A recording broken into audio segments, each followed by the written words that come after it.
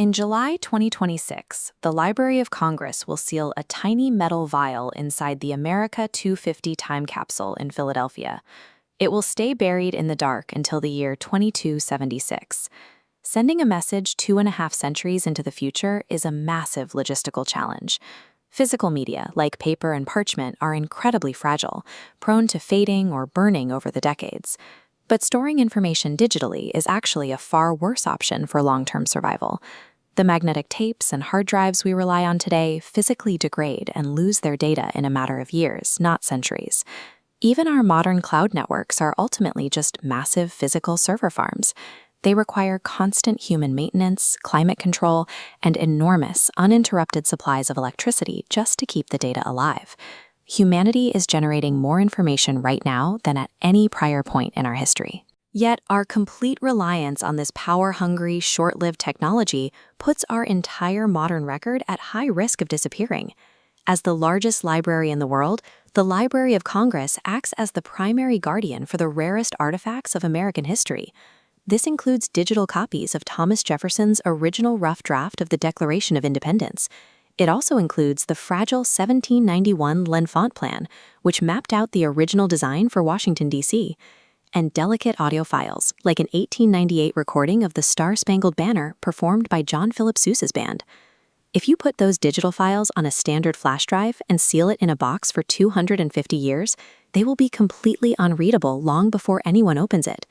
The library urgently needs a storage medium that requires zero power and zero maintenance. Following a 2024 request from Congress to investigate molecular storage, the library bypassed Silicon Valley. Instead, they partnered with the University of Washington to look toward nature. They found their answer in synthetic DNA. It is a completely manufactured molecule, engineered specifically to replicate the immense information density found in biological DNA. To be clear, this artificial DNA is constructed entirely from laboratory chemicals. It cannot be used to create, modify, or interact with any living cells or organisms. Instead, digital data of ones and zeros is mathematically translated into the 4 chemical base pairs of a physical DNA strand. This stable chemical structure requires absolutely no electricity and can survive perfectly intact for thousands of years. The data density is staggering. A single cubic millimeter of synthetic DNA stores about 9 terabytes. Because of this extreme efficiency, digital copies of Jefferson's draft, Sousa's music, and hundreds of other files all fit inside a metal vial the length of a pencil eraser. The files raises a glaring vulnerability. How can we guarantee that whoever digs up this capsule in 2076 will know how to extract computer files from microscopic molecules? The designers anticipated this. They embedded a small, specialized microchip directly into the vial containing exact decoding logic. This provides future generations with the instructions needed to reassemble the chemical DNA back into readable historical data.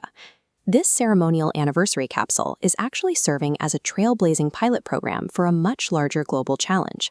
Heritage organizations across the world are continuously digitizing vast archives of human history.